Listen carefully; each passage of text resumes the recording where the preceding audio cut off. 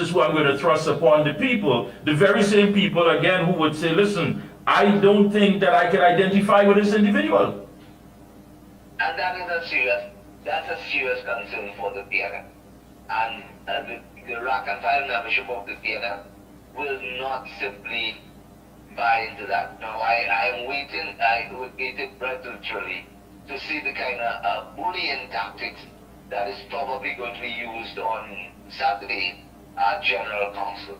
But the point about it, I think that if there's that testicular fortitude amongst the General Council, they could demand that a convention be held for the leadership of the PNM. All right. No, they did it and they succeeded in it in October of last year. But guess what? After they succeeded, what happened to General Council? General Council, as far as I'm aware, is supposed to have meetings once per month. Since the 26th of October last year, when Jennifer Baptiste, Primus, and others forced the hand of the General Secretary to withdraw his cancellation of the convention and say, all right, it is now only a postponement. They have not had a General Council meeting since then. Do they have that wherewithal to stand up against the General Council, against the chairman of the party, Stuart Young, the Prime Minister, the political leader who supports Stuart Young, and tell them, no, we need to go to a convention, and yes, we want to choose our leader. And to that extent, if they force the hand of the party to call a leadership convention, and what happens if Stuart Young is not chosen as the leader? Will the 21 signatures they have on a letter hold for the president, or will the president have to rethink and choose in her discretion who commands the majority? Now, let me ask you this, Dr. Raghunath. Now, how much of this that we are dealing with here and seeing playing out has to do with the fact of following the procedures and policies of the party that some would say cannot be circumvented for anyone, versus the fact that if there was this sense of full confidence in Mr. Young, this sense of political comfort that he can do the job, he's competent, because there are many challenges. I mean, crime has not been dealt with. The Forex challenge has not been dealt with. Poor infrastructure, the school system, the health system, all of these challenging things, an economy that has gone past stagnation. Now, if he was competent enough to deliver, if there was this sense of confidence in him, versus the fact that what they're doing here is just making up things as they go along and putting aside the constitution of the party, then what are we really dealing with here? We're dealing with a dictatorial political leader who is treated a party institution, a party which existed long before his time, as his own personal organization to do and please as he wishes. I mean, for all intents and purposes, it reminded me when Watson Duke in Tobago said, I am the political leader and I am the owner of the PDP. And to that extent, what I say for the PDP goes. We now have to ask ourselves whether Keith Rowley now believes that whatever he says goes for the PNM, and whether there are people in the PNM who is willing to stand up and say that is not good. Yeah, but there has to be a time, besides coming from a family with a strong business background, where we've seen family members who started off with a little financial leasing company, overnight became a merchant bank, then overnight became a mortgage bank, when you still have people in this country who are trying to even get their parlor to evolve into a mini mart. He has had that luxury. He comes across, as you said, arrogant. He comes across as someone who has been born with a silver spoon in his mouth. He comes across as someone who is not up to the challenges because he was there. The times that he recused himself from cabinet had nothing to do with the interests of the people of his constituency and by extension Trinidad and Tobago. It was his own personal interest. Now again, at some point in time, these things will have to be looked at. Will the PNM people, those members, feel betrayed because they didn't sign on for Stuart Young? They supported Dr. Rowley. And I agree with you on that totally. But again, you see, the one thing that the PNM has going forward at this point in time is the party discipline. And the party discipline, and regardless of what happens, the rank and file is told, follow the leadership and follow the directions of your leadership. Will the party now say yea or nay to a leadership which is guiding them in one direction? The answer, however, well, I should say the answer, but rather the direction in which you go in saying that Stuart Young has not necessarily been this success story, and therefore, because he has not been a success story in the political arena, would now question as to whether or not why would the PNM want to support it. That becomes a critical question, but I'm not sure that is going to be answered now. Yeah, but I understand that. Right, but it has to be answered at some point in time because he may be an asset for Dr. Rowley, but he may be a liability for the PNM.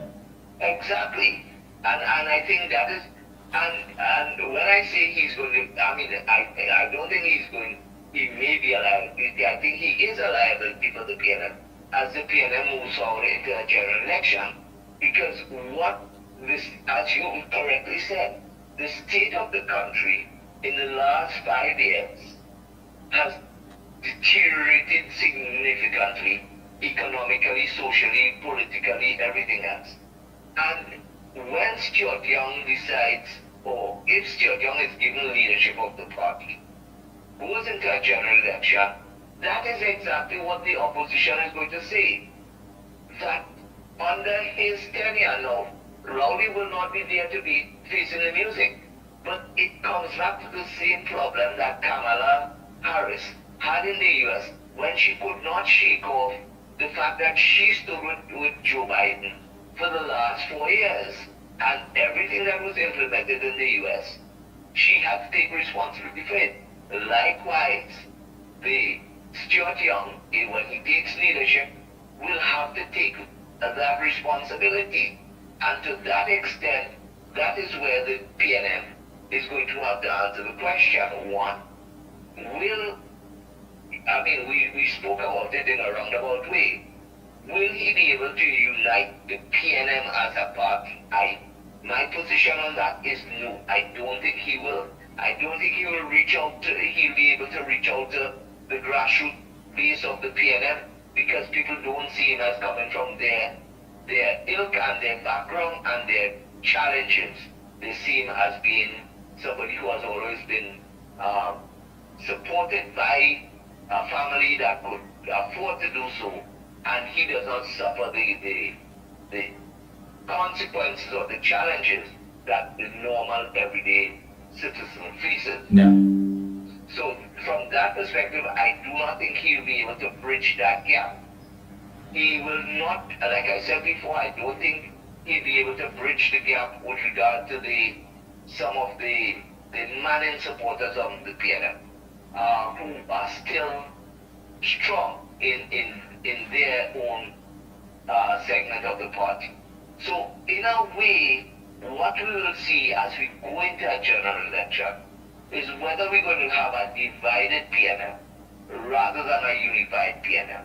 And once you have a divided PNM, that creates a problem for the party. So in a way, he becomes a liability for the party in its quest to retain government. Yeah. I mean, if you look at what transpired at the retreat. Even the media, in a coded message, had to answer what was being circulated as far as those who voted for Penny's team or Stuart Young's team, as the case may be. Now, these very same individuals were seen gathering together in a meeting. Now, if everything went well and everything was transparent and everything was above board, there would have been no reason for anyone to meet after. The winning team doesn't meet right after to discuss mistakes. That's left up to those who basically felt that they were cheated and they lost out on the opportunity. Taking that in consideration, are we going to be seeing some political waves, some sort of underlining here where there's not going to be that much of a unity moving forward if certain people do not get their way? Well, again, that would depend on the party and its ability to galvanize itself and to surround itself or in a way to dictate and demand from its membership the discipline that they have always had. I expect there to be waves. I expect people not to accept it. I expect, for instance, people like Selwyn Kojo, Mr. Lee Hunt and others to come out strong and criticize the PNN and say that the PNN has been literally sold out. I expect those things. And they will continue to say that between now and the general election, as long as Stuart Young is given the leadership. So once you have those rumblings in the national environment, then you will now have, the PNN will have to deal with that. Maybe I shouldn't say they have to deal with it, but they will have to do damage control. The question is the extent to which they will do damage control as to whether, bearing in mind that we have literally a 6-month time frame for a general election, is that sufficient time for them to do that kind of damage control? And that is where this whole issue comes to rest. A general election has to be held by the end of August. All right. Any closing comments? Go right ahead. Well, basically, all I will say is that we wait with bated breath to see how the General Council deals with this whole matter on Saturday. We have not seen an agenda. We don't know what is going to, whether it's going to be an open meeting or a closed door meeting. So all of these are critical issues. Whether some people will be excluded, we really have to wait and see, and what voices come out after the General Council meeting to tell the population where they stand in the PNM. So you see, it's really an interesting time for the party. Very, and for the country as well. Very much so. Thank you so much again for bringing that insight to us. Thank you, and do enjoy the rest of your evening. You too. Thank you. Hey, folks, in a short break, we come back. Attorney at law and UNC candidate for Toko Sandy Grande, Mr. Wayne Sturge. We'll be right back. The Excel brand delivers quality service. I would recommend Omega Excel to everyone. Take care of yourselves, take care of your health with Omega Excel. If Omega Excel works for me, it will work for you. Over a period of time, I started feeling stronger in my knees where I could add more pressure. For all top quality and affordable hardware supplies, no one beats Midland Hardware, located number 97 Eastern Main Road, Aruca. Midland stocks the #1 brands in hand tools, garden tools, water tanks, power washers, generators, water pumps, kitchen and bathroom faucets, along with face basins and toilet sets, blocks, lumber, steel, sand, gravel and topsoil. Also check out Midland for steel windows and assorted designs of metal curtain rods. Everything for home and business projects. Payments via links, credit cards, online payments, or cash on delivery. WhatsApp 327-7761 or call 646-2144. Open every day from 8 a.m. From foundation to finish, it's all at Midland. Oh gosh, this place hot and the AC in this car not working. Check Ryan Air. Ryanair is ranked among the best in TNT for auto air conditioning service. They specialize in repairing and servicing all makes and models of vehicles and heavy equipment. They also stock a wide range of parts. Give them a call at 640-5828 or visit them at number 41 Cane Farm Road, Kakarigua, or email ryanairac@gmail.com. For prompt and efficient service, look no further than Ryanair. When you say TNT's construction boss, then there's only one company, Lacroix Construction Services Limited, specializing in general construction, industrial maintenance, manpower resources, transportation and lifting, and equipment rental, excavators, bulldozers, dump trucks, lighting systems, and everything for your project. We have affordable prices.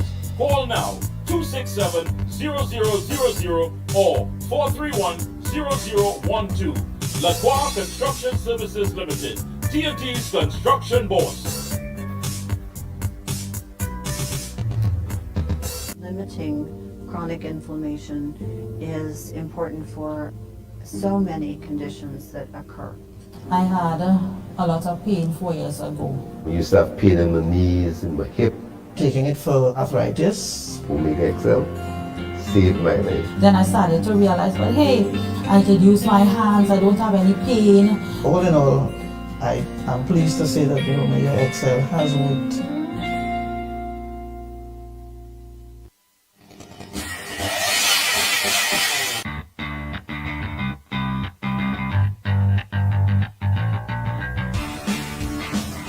Husqvarna, a global leader in outdoor power equipment, known for its high performance, durable and innovative products, tested and proven by generations of professionals.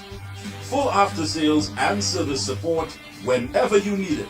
Contact Provar Distributors Limited, 223-9438 to find a dealer near you. For all top quality and affordable hardware supplies, no one beats Midland Hardware, located number 97 Eastern Main Road, Aruka.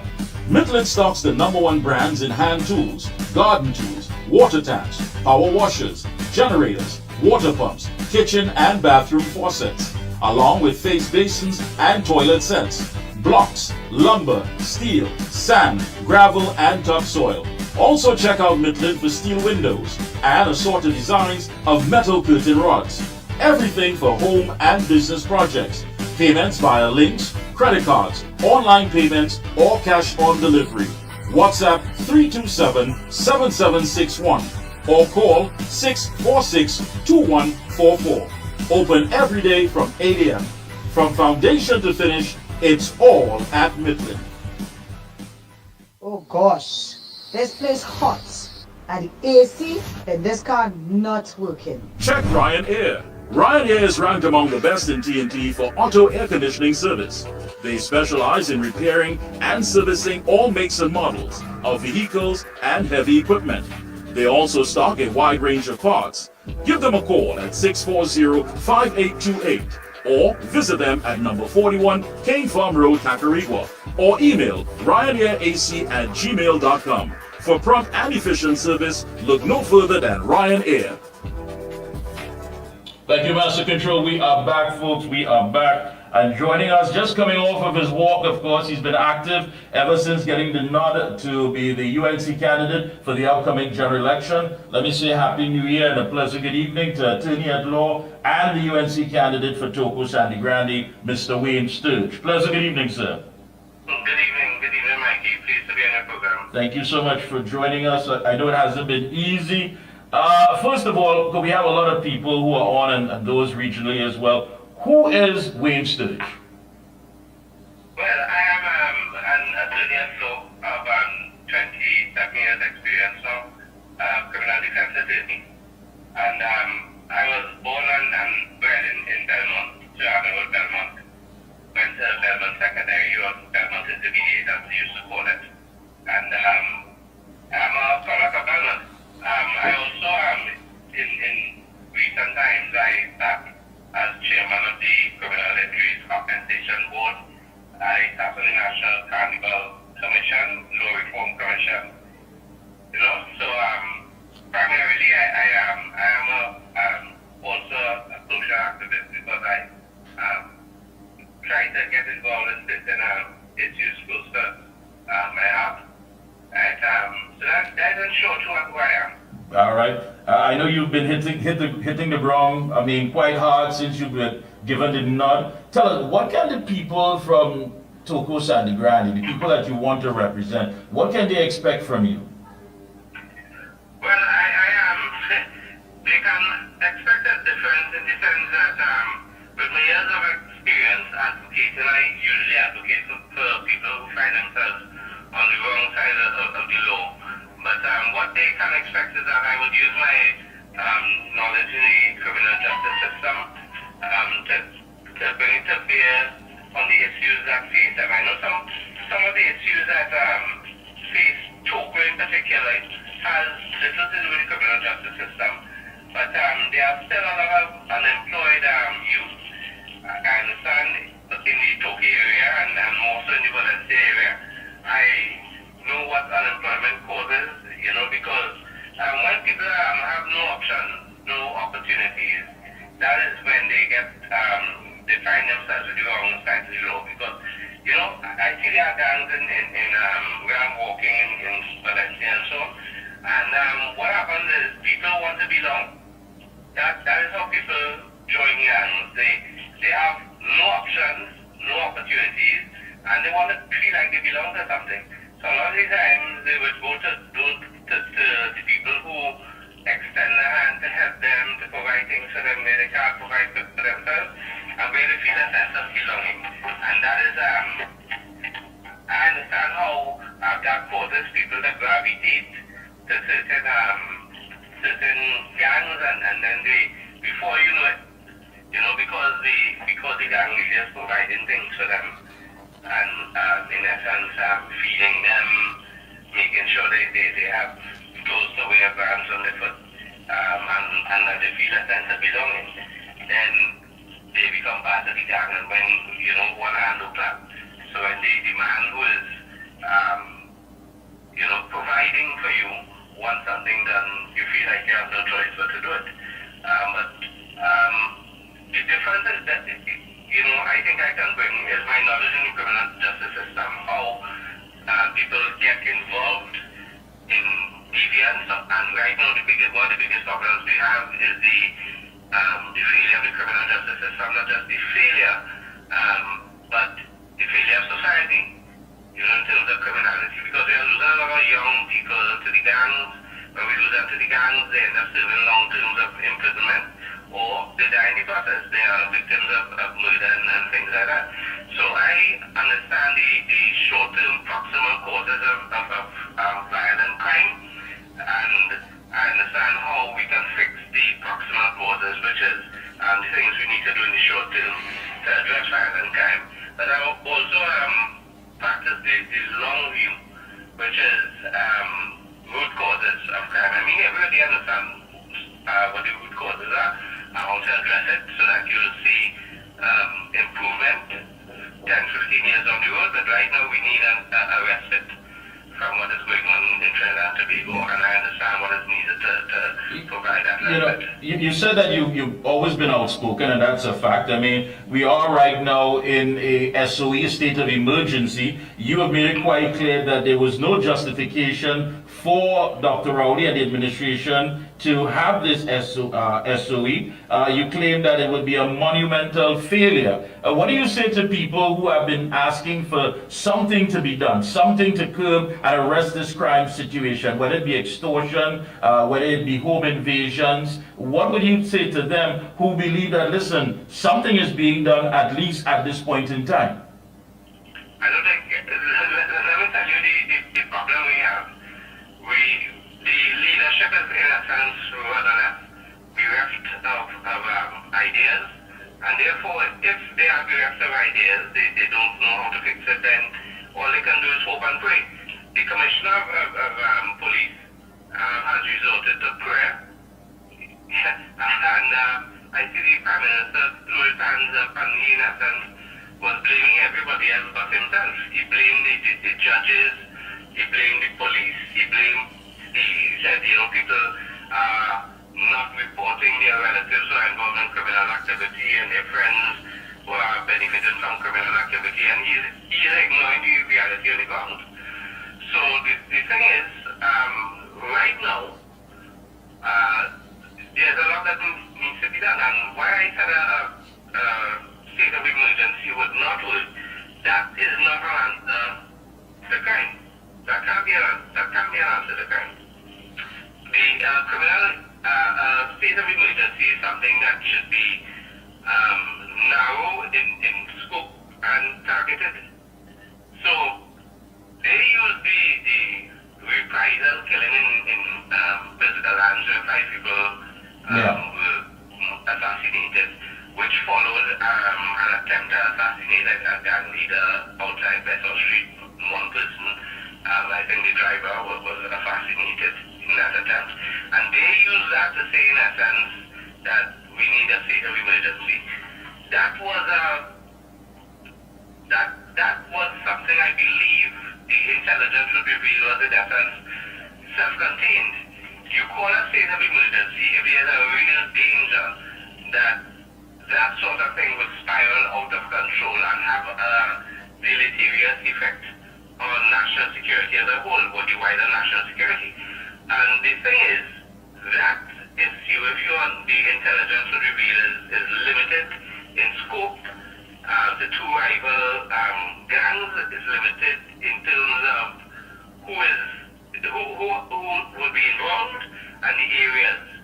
You could simply have had a limited state of emergency targeting certain areas, and they know the areas that need to be targeted, rather than something that is as broad as being island-wide. The only good thing is that they haven't implemented a curfew, but it's when you look at some of the regulations, you know, they do not meet the stated aim, and in essence, some of them go too far. For instance, chaining up people to bringing in firearms. When has that worked? Yeah. When has that worked, right? But that's the smallest of the problems.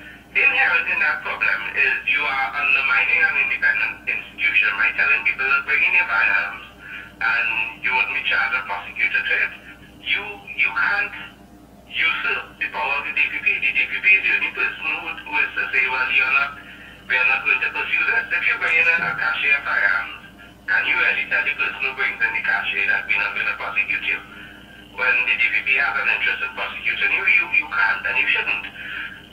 One of the other regulations, in essence, is limiting access to the courts, right? Under a tribunal, when you are detained, then by all means, there's a tribunal under an SOE. When you are detained, the tribunal will have jurisdiction. And the tribunal, in essence, is advisory, but it also looks after the rights of the person detained. But outside of that, you have regulations that are so broad in scope that it purports to remove the jurisdiction of the court, and that is, in essence, unnecessary. If the government believes that a state of emergency is necessary, so be it. We'll see at the end whether it works, whether it doesn't work.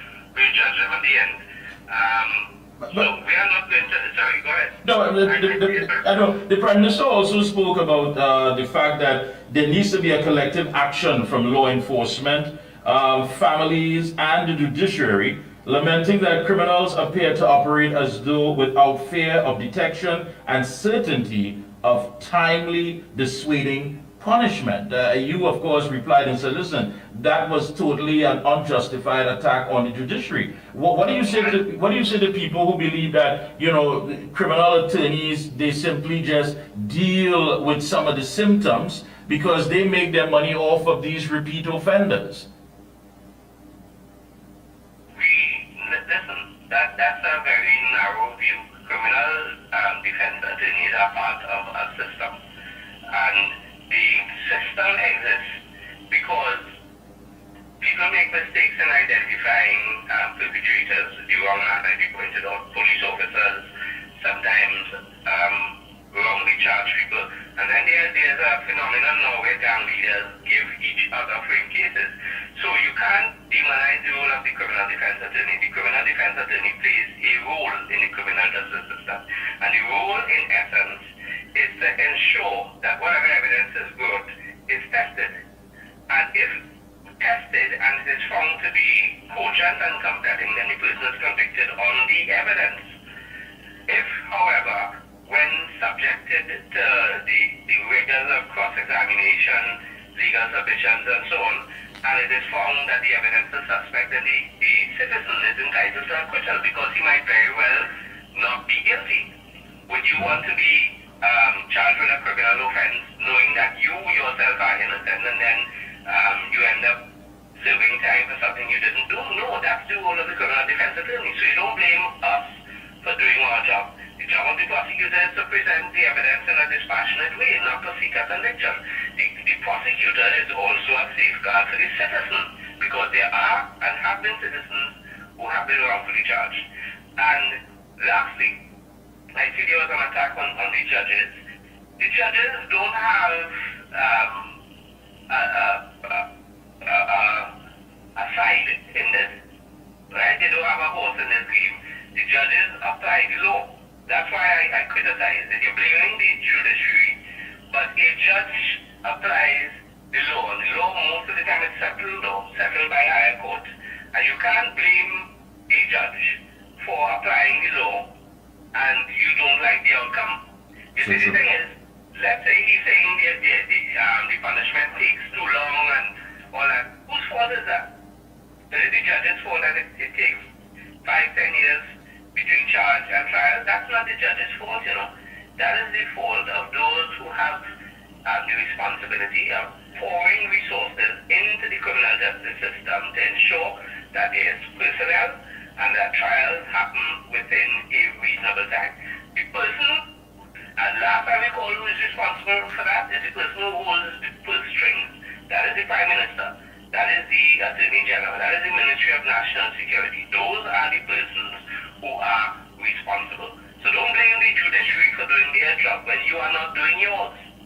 Yeah, and I want to ask you as well, you know, when you look at the area of Sandy Grande and environs, a place that is rich in so much minerals, but most of it comes out of the area, and yet it shows that nothing has gone back into the area to assist the people, to elevate their lives, to change. I mean, look at the infrastructure. My colleague, Andy, the pit bull, he has been up and down the area showing all that has been taking place with the infrastructure, whether it be bad roads, bridges, and what have you. Are you going to say, listen, a percentage of what is taken out here has to go back to assist the people? I mean, besides what the budget may say, I don't know if you have some sort of economic plan that you have laid out and thought about that is going to assist the people who have basically been taken, a lot has been taken from, and nothing has been put back in there. Well, that is certainly part of the plan. And let me tell you, I visited the Sandy Grande market on Sunday morning, and I had to comment, and I'll tell you what it was. A couple of years ago, I represented the Trinidadian judge in Grenada with a criminal offense. And the trial took place at the Grenville Magistrates Court, which is actually part of the market in Grenville. That's the second city in Grenada. And it was shocking when I went there on Sunday to see the condition of the market in Trinidad and Tobago. And the condition of the market in Sandy Grande. Sandy Grande provides a lot of mineral resources to Trinidad and Tobago. Sandy Grande is also a sort of a food basket for Trinidad and Tobago. And you have so much of the wealth of Trinidad and Tobago being extracted from Sandy Grande, but Sandy Grande, that is not reflected in terms of the infrastructure in Sandy Grande. So I had to comment that the market in Grenville, Grenada, which is a small little town up in the north of Grenada, is far better, it's cleaner. When we stepped out of the courtroom, sometimes they use the toilets in Grenada. The toilets were cleaned, they were manned, the sewage was perfect, there was water. You know, they don't have water in the Sandy Grande market because the pump not working. You you know, and that impacts sewage, that impacts cleanliness, and with that, obviously, you'll have disease and so on. So you can't have a portion of the country where it's providing wealth to the country, and you treat it in essence like, you know, you don't care. And that has been the problem with Sani Gandhi. Sani Gandhi, that part of the country, Togo Sani Gandhi, from 2010 to 2015, you had the People's Partnership, and things were done. You could actually identify. Let me give you one. That's one, a big one. That Valencia bypass road. That has, in essence, done a lot in terms of cutting down traffic time and so on. Yeah. Right? And then 2015 came, they had Glenda Jennings-Smith, 15 to 20. What did Glenda Jennings-Smith do for the people of Togo Sani Gandhi? I asked them, because when I walk around, they say, you know, you're not a homegrown candidate, why we should vote you? So I had to ask them, well, what has Glenda Jennings done for you from 2015 to 2020? And what has Manu, another local boy, the current MP, what has he done for you from 2020 to 2025? And they get quiet. They can't say. They can't point to anything. There's nothing identifiable that stands out to say, this is what Glenda Jennings did for us, or this is what Roger Monroe did for us. So you had 10 years with two homegrown candidates who did absolutely nothing for you. Are you going to return that same candidate who spent the last 5 years doing nothing for you? You're going to give him another 5 years and you hope that he does something for you. If he already he has proven that in the last 5 years he did nothing, what's the chances that he'll do something in the next 5 years? When his government has been in power from 2015 to now, what are the chances he's going to do something for you if they've done nothing for you in the last 10 years? Well said. I agree with you. Well said. I know it's been a long day. Before we wrap up, what is your schedule like? There are some folks who are saying that they would like to join the walkabouts to come on through and support. Do you have a schedule? Yes, we are walking every day from 4 p.m. to about 6:30, 7 when it gets dark. We are going to Valencia again tomorrow. The reception has been really great, but we are trying to finish Valencia, then going to Sani Gandhi next week. And after that, we'll start moving into the Togo area. Will there be some cottage meetings along the way? Yeah, definitely. So that we can address the concerns in a group setting, and we can have a lot more feedback and so on. Yes, we get our individual feedback, right? But it's really a privilege to be able to meet these people, and I'd like to meet them in the setting of a cottage meeting, where we can express our ideas, our plans for the area, but where we can also get feedback, so that because we don't just govern from the top down, you have to govern from the bottom up, right? So you have to understand what are the needs of people and tell them realistically what you can do and within what time frame, because you can promise all these things, and if you don't have a time frame, they are tight dreams. Is there a number perhaps for your campaign team, for those folks who want to make arrangements to come up and be a part of it? Well, what we do, we utilize the technology. There are 2 Facebook pages dealing with my candidacy for Togo Sani Gandhi. You can, in essence, reach out to me on the pages. I look at the pages from time to time. I have people managing them, and we get a lot of information that way. You can private message. You can call me on 683-5889. I'm still practicing law, so during the day it might be hard to get back to you. But what I try to do at the end of the day is return calls as much as possible or message back, so that at least the lines of communication are open. But I'm really inundated.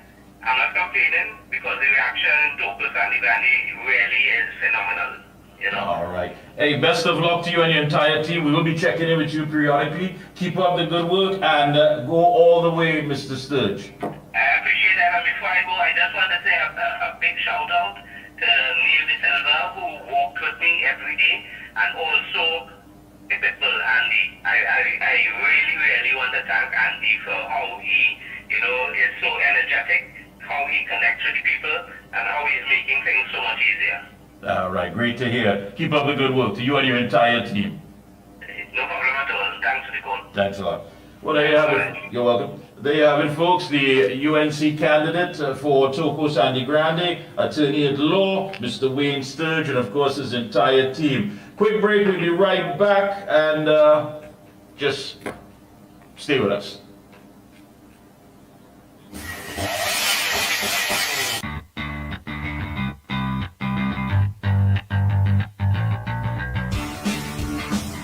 Husqvarna, a global leader in outdoor power equipment, known for its high performance, durable and innovative products, tested and proven by generations of professionals.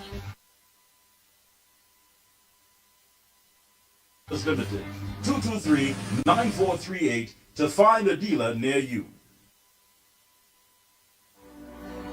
When you say TNT's construction boss, then there's only one company. Lennox Construction Services Limited, specializing in general construction, industrial maintenance, manpower resources, transportation and lifting, and equipment rental, excavators, bulldozers, dump trucks, lighting systems, and everything for your project. We have affordable prices.